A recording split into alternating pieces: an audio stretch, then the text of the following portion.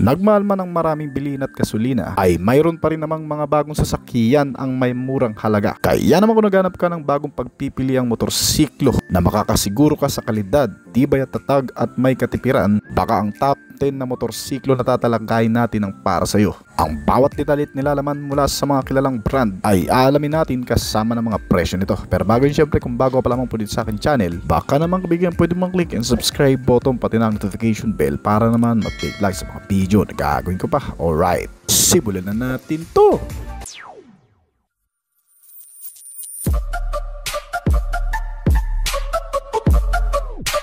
Number 10, ang Honda Wave 110 RSX. Ngayong taon ay pinakilala ng Honda Philippines ang pinakabagong modelo ng kanilang Underbone series na Honda Wave RSX 110.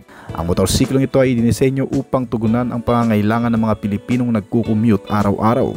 Naghahanap ng mas matipid sa gasolina, maaasahan at abot kayang sasakyan. Sa presyong 62,900 pesos, ang Wave RSX 110 ay nag-aalok ng modernong disenyo at mga bagay na akma para sa mga pangangailangan ng mga urban commuters. Ang nagpapagana sa motorsiklong ito ay ang isang 109.16 cubic centimeter na displacement nito na may kasamang 4-stroke OHC air-cooled engine na may maximum power output na 7.57 horsepower sa kada 7,500 RPM.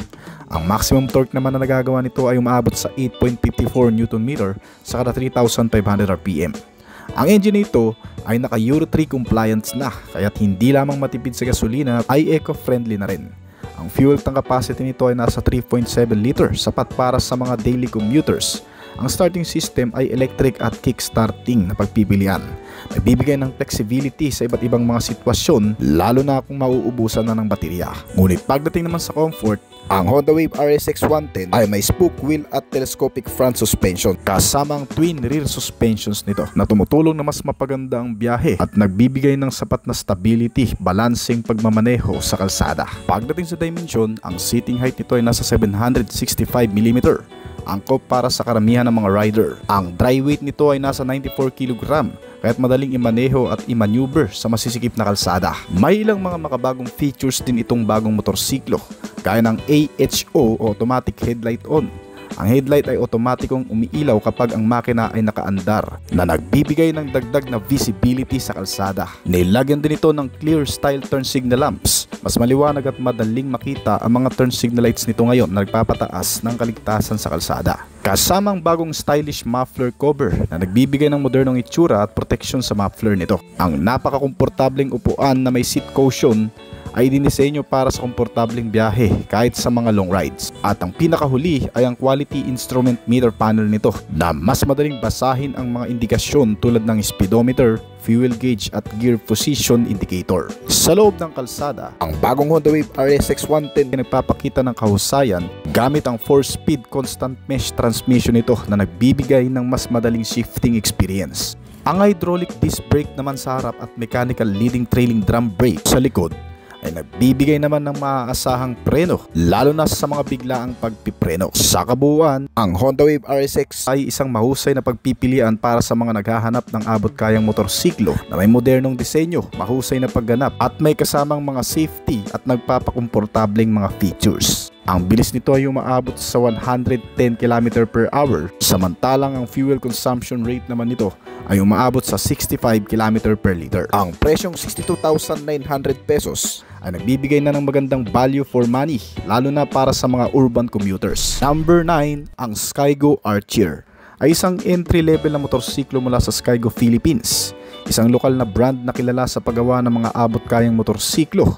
Ang modelo ay unang inilunsad noong year 2016 pa at naging popular sa mga nag-aaral, magmotor at mga manggagawa, kahit sa mga nagnenegosyo na kinakailangan ng matipid at maaasahang sasakyan para sa pang-araw-araw na biyahe. Pagdating sa mga technical na espesifikasyon nito, ang Skygo Archer ay pinapagana ng isang 107 cubic centimeter na displacement na may kasamang single cylinder 4-stroke air-cooled na kayang magbigay ng maximum output na 7 horsepower at 7,500 RPM. at maximum torque na 6.9 Nm sa kada 5,000 RPM. Kasamang transmission case nito na 4-speed manual at kumukonsumo ng 1 litro ng gasolina sa humigit kumulang 49 km. Ang top speed na nagawa nito ay umabot sa 90 km per hour at may bigat itong motor na 97 kg. Ang laki ng mga gulong nito ay nasa 17 inch sa harap at likod, kasama ang mga basic safety features nito gaya ng disc brake sa harap at drum brake sa likuran. Ang mga suspensions nito sa harap ay naka-telescopic fork samantalang dual shock naman sa likod. Nagbibigay ng sapat na comfort sa pang-araw-araw na biyahe. Itong Skygo Archer ay may modernong disenyo na angkop sa mga kabataan at urban commuters. Ang harap nito ay may traditional na headlamp at curvy front apron na may turn indicators at maliliit na air vents. Mayroon din itong mga bottle holder at luggage hook sa loob ng motor para sa karagdagang comfort.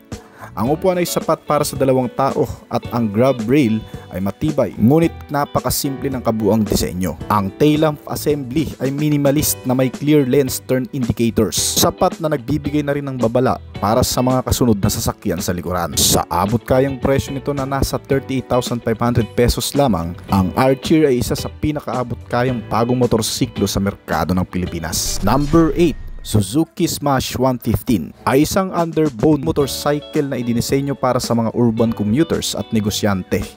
Kilalang kilala ito sa Pilipinas dahil sa pagiging matipid sa gasolina nito, maasahan sa kalsada at may modernong disenyo.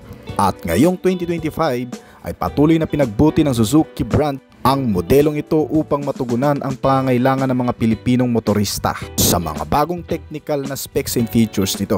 Ang makina nito ay pinapagana ng 109.7 cubic centimeter na displacement na may kasamang 4-stroke single overhead cam, 1-cylinder, 2 valves at may kakayahang maglabas ng 7.5 horsepower sa kada 7,000 RPM at maximum torque na 9.0 Nm sa kada 4,000 RPM.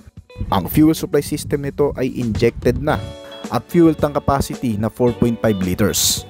Ngunit ang fuel efficiency nito ay kayang umabot sa 68 km per liter batay sa World Motorcycle Test Cycle na ginamitan din ng 4-speed constant mesh transmission. Ang preno nito sa harap ay ginamitan ng disc brake samantalang drum brake naman sa likuran. Habang ang mga suspensions nito ay gumagamit din ng front telescopic fork suspensions at swing arm type naman sa likod. Mayroon nitong seating height na 755 mm na angkop para sa mga rider sa Pilipinas at tumitimbang ng 91 kg. May dimension ito sa haba na 1,932 mm at lapad na 650 mm.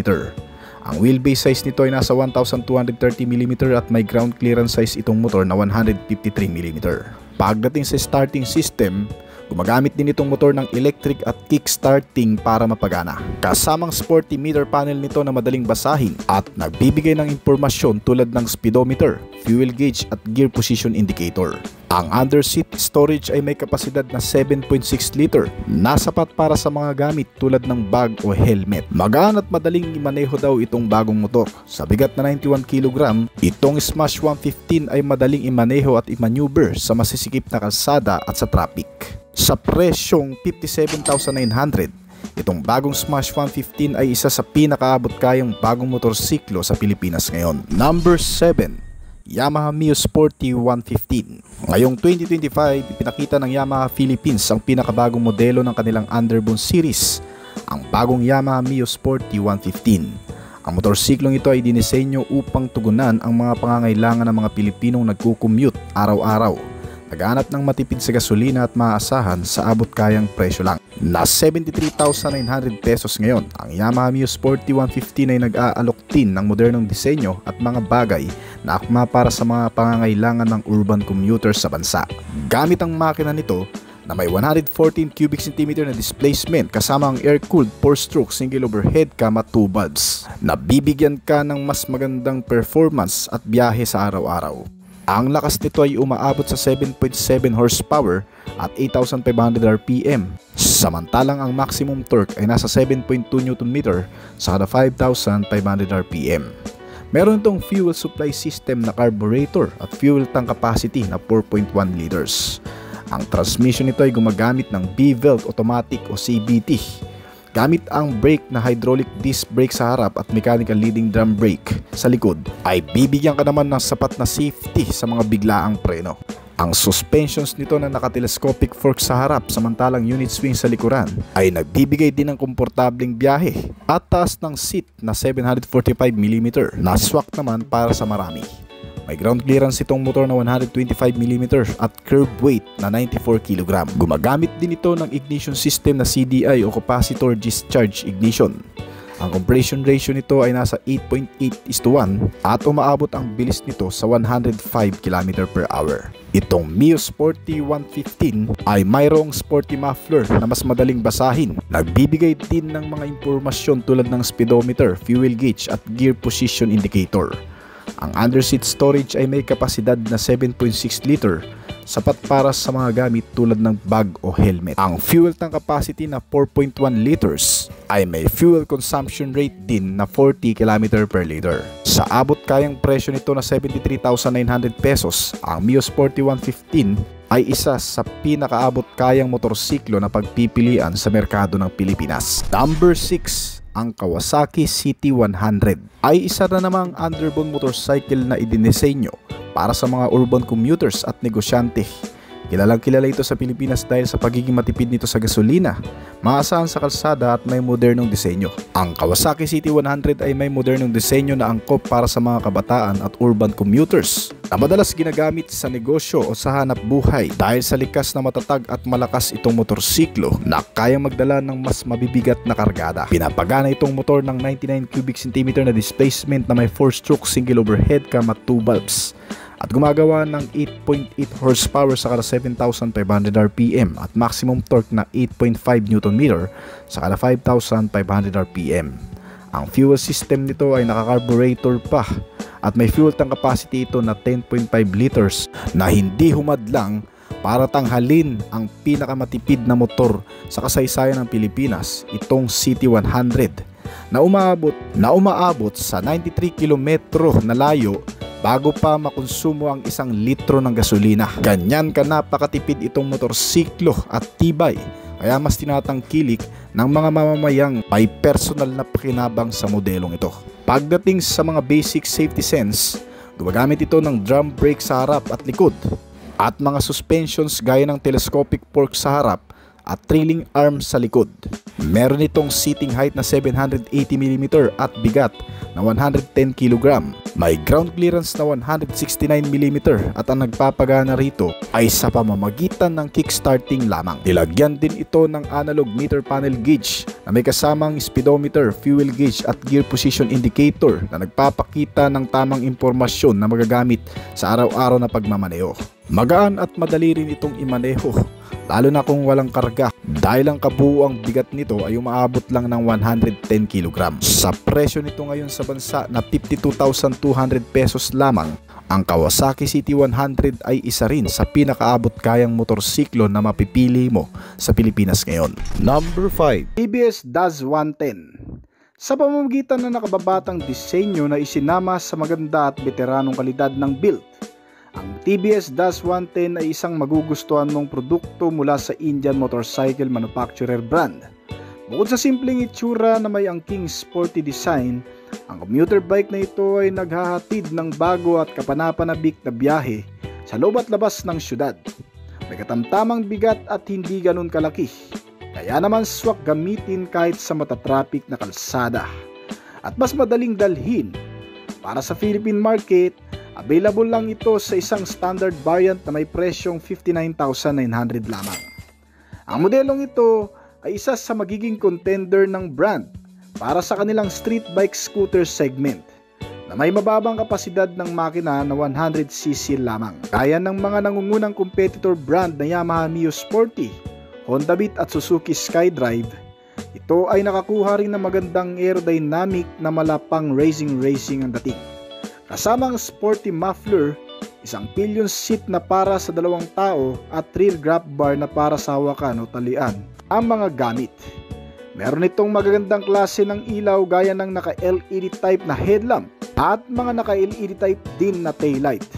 At nilagyan din ito ng isang analog gauge sa meter panel na nagbibigay naman sa rider ng magandang readout sa pagsakay. Meron din itong mga gulong na may alloy mugs na may hugis Y na alloy mugs na umaakma sa estilo ng scooter na to. at nagbibigay dito ng modernong disenyo at naka-radial tubeless na rin at may kabuuang sukat na 80 by 90 R14 at ang rear tire size naman ay 90 by 80 R14. Sinusuportahan din itong motor ng matitibay na klase ng suspensions nito, gaya ng pagkakaroon nito ng front telescopic fork suspensions at may swing arm with single-sided shock absorber naman para sa rear suspension. Pagdating sa safety measure, nilagyan itong motorsiklo ng isang makapit na braking system, isang single disc type sa front na may single piston caliper brake at habang naka-drum brake type naman ang nasa likuran. Para sa powertrain o makina nito, ang two-wheeler bike na ito ay nilagyan ng hanggang sa 110 cubic centimeter na displacement capacity. Naka-air-cooled type na cooling system, may 4-stroke single cylinder at naka-single overhead camshaft na engine. Naglalabas ito ng maximum output na umaabot ng 8.34 horsepower at maximum torque na 8.34 Nm. Ang workhorse na ito ay isinama sa isang maasahang variable transmission na CVT type at gumagawa ng hanggang sa kabuuang bilis na umaabot ng 100 km/h. Panghuli, makakakuha ka rin ng pass switch para sa kaligtasan at engine check warning nito. At may starting option itong motor na electric push start at kick starting. Bagamat napakaliit na klase ng motor ay naglalaman naman ng mas malaking fuel tank capacity na umaabot ng hanggang sa 5.3 liters na full tank. At kumukonsumo ito ng hanggang sa 40 to 50 km per liter naman. Pagdating sa dimension, may ground clearance size itong motor na 11.5 cm at tumitimbang ng hanggang sa 98 kg. Nagkakahalaga ang kasalukuyang presyo nito ng 59,990 pesos sa Philippine market. Number 4. Skygo Prince. Traditional ngunit may kakayahan. Ang Skygo Prince 150 ay inaalok ng brand para sa entry ng commuter segment sa presyong 43,000 pesos lamang. Ang mala old school na bike na ito ay nilagyan ng rectangular halogen type na headlamp na may turn signal indicator, chrome front fender at circular side mirror. Pati na rin ang hugis parisukat na tail light nito na nagbibigay dito ng maayos na visibility lalo na sa gabi at upang mas makita ng maigi ang kalsada. Kasama ang grab rail sa likod at exhaust pipe para mas maipakita ang klasikong estilo nito. Bilang isa sa pinaka cost effective na motorsiklo ng Skygo, ang Prince 150 ay nagbibigay din ng pag-asa sa marami na makabili ng isang practical na klase ng motor na pwedeng magamit, hindi lang pang daily, pang deliver, cargo at pampasahero. Ito rin ay maasahan sa kahit ano pang bagay. Dito sa harap, makikita ang handlebar na naka-naked at sa likuran ay ang isang instrument console panel gauge na naka-analog type na nagpapakita ng speedometer, odometer para sa ilang impormasyong kinakailangan natin habang tayo ay nakasakay dito at umaandar. Ang maasahang motorbike na ito ay nilagyan din ng setup ng mga suspensions na kasama ang isang pares ng hydraulic front telescopic fork at isang pares ng hydraulic rear coil spring para sa maayos na pagpapaandar habang dumadaan sa malulubak na klase ng kalsada at komportableng pakiramdam habang nakasakay. Para naman sa braking system, meron itong motorsiklo na front and rear drum brakes type na klase na nagbibigay na rin ng kaligtasan para sa mga emergency braking. Available din ang electric starter sa modelong ito at kick starting bilang opsyon sa pagpapagana. At ang nagpapatakbo dito sa motorsiklo ay ang isang 124 cubic centimeter single cylinder 4-stroke air-cooled na cooling system at gasoline engine na nagbibigay ng maximum output na 11 horsepower at 9 Nm ng torque. Ang powertrain nito ay isinasama sa isang 5-speed manual gearbox at tumatakbo sa bilis na 100 km/h. Meron itong malawak na fuel tank capacity na 10.1 liters at kayang ubusin sa loob ng 400 km o katumbas ng 41 km/l. Bukod pa dyan, ang mga gulong din nito ay may sukat na 17 inch sa magkabilaan at may ground clearance size na 16 cm.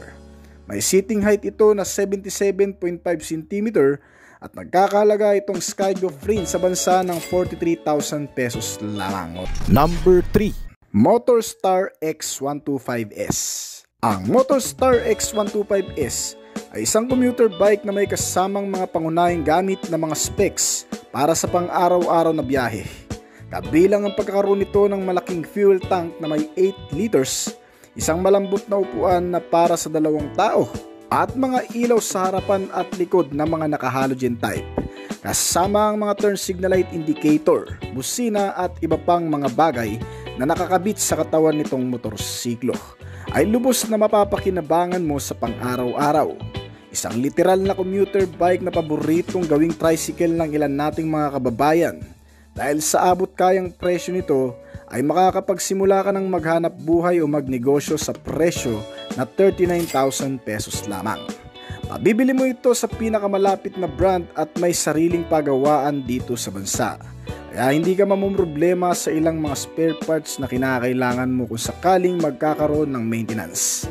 Ang budget-friendly na motorsiklong ito ay mayroong ding pabilog na klase ng headlamp na may mga turn signal light indicator, pati na rin ng front fender na may chrome garnish finish, at isang pares ng 17 pulgada ng mga gulong nito sa harap at likod. Meron din itong circular shape na mga side mirror, tubular grab rail bar sa likuran na para sa mounting cargo o talian na mga ikakarga mo dito, at pillion seat na komportableng upuan ng hanggang sa 2 tao.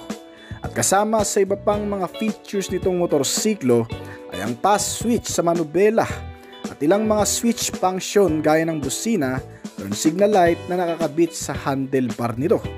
At dito sa harap ay makikita ang instrument meter console panel nito na nagpapakita ng speedometer at odometer na naka-analog type pa na klase. Para sa setup ng suspensions nito, nilagyan ang Star X125S ng telescopic fork na suspension sa front at dual coil spring suspension na may tubular rear swing arm naman sa rear suspension nito. Para naman sa braking system, ito ay may kasamang drum rear brake at naka-disc type na front brake na nagbibigay na rin ng kaligtasan sa oras na tayo ay mababangga. May 17 pulgadang sukat naman ang harap at likod ng gulong nito na parehong mga naka-tube tires. Itong Motorstar X125S commuter bike ay pinapagana ng subok na makina na 124 cubic centimeter engine displacement, naka single cylinder 4-stroke air-cooled type na cooling system at gasoline engine na isinama sa isang 4-speed gearbox transmission nito, at may compression ratio na 9.0:1. Sa kabuang bilis nito ay tumatakbo ng hanggang sa 90 km per hour at kumukonsumo ng 42 km per liter. Ang motor na ito ay may seating height na 78 cm at ground clearance size na 14 cm. Sa presyong 39,000 pesos lamang. At number 2 ay ang Skygo Hero 125. Sa pagkakaroon nito ng agresibong itsura, may mga graphics design na nakakaagaw ng atensyon at may kakayahang makina sa loob ng kalsada. Ito ay dinadala ng isang two-wheeler bike na tinatawag na Skygo Hero 125. Ang Skygo Hero ay ang entry ng commuter bike ng brand na perpekto para sa pang-araw-araw na pagsakay o kahit para sa iba pang mga layunin gaya ng pagninegosyo o partner sa bawat biyahe. Nilabas ng brand ang kanilang underbone na may pagka-dual sport na motorsiklo na klase na gaya nito. Sa kabuang presyo lang na 50,000 pesos. Ang China-made bike na ito ay may hexagonal headlamp, well-curved na upuan at isang informative instrument cluster na nagpapakita ng speedometer, odometer at fuel gauge. Kasama sa iba pang mga kapansin-pansin na makikita sa motor na ito ay ang hydraulic telescopic fork sa suspension sa harap. Habang ang likuran naman ay may mga hydraulic coil spring, shock absorber para sa maayos na pagpapanatili ng komportableng pagsakay, lalo na kapag maidadaan mo ito sa baku-bakong kalsada. Meron itong mahabang front fender na umaharang upang hindi tumalsik direkta sa engine o sa rider ang anumang putik. Para sa safety measure, Ang Skygo Hero ay sinamahan ng isang front disc brake at isang drum brake type sa likuran na mapapakinabangan lalo na sa emergency braking. Ginamitan din ito ng parehong malalagkit na klase ng gulong na may kabuuang sukat na 17 inch. Available din ng pass switch dito at low fuel indicator para sa ilan pang bagay. Mapapagana ang motor sa pamamagitan ng kick starting at push start system.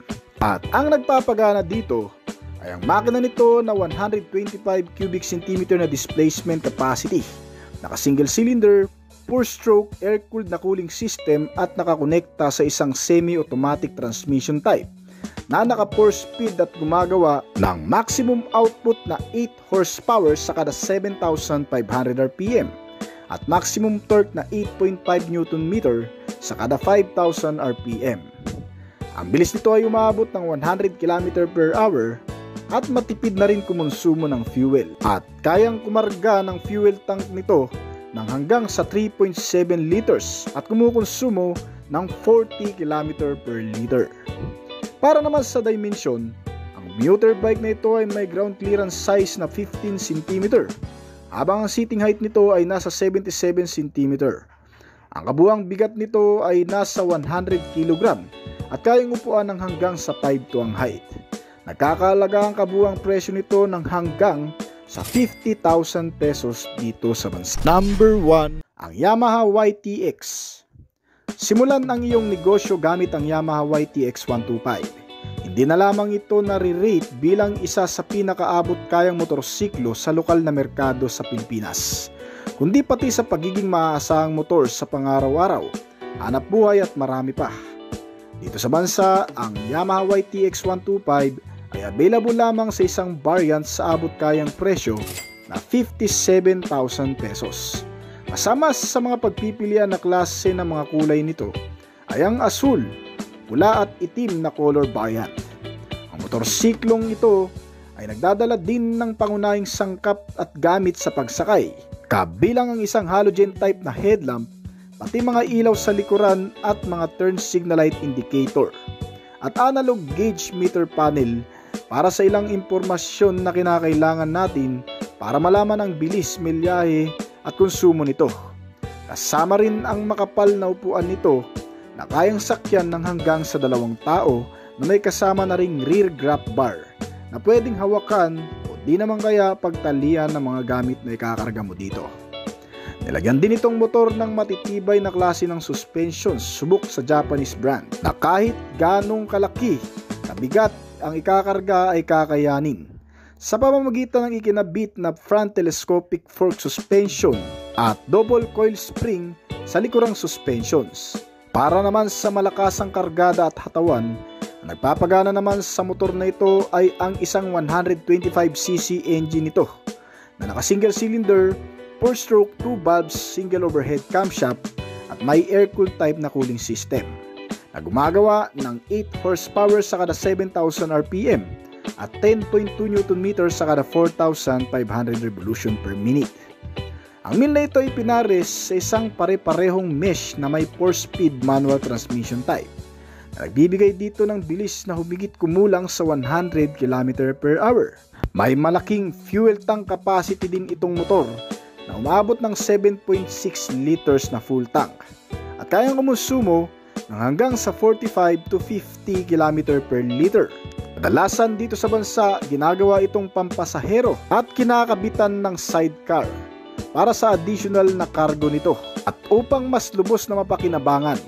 Meron itong mga gulong na may sukat na 17 pulgada sa magkabilaan at nilagyan din ng malakas na braking system para sa kaligtasan na parehong naka-drum brake type sa harap at likod. At para naman sa iba pang mga safety features, nilagyan din itong motor ng isang pass switch at mga side reflectors pang karagdagang visibility. May kabuuang sukat pagdating sa kanyang seating na 80 cm at ground clearance size na 17 cm. Tumitimbang ito ng hanggang sa 114 kg at nagkakaalaga ang kasalukuyang presyo nito dito sa bansa ng 57,900 pesos lamang.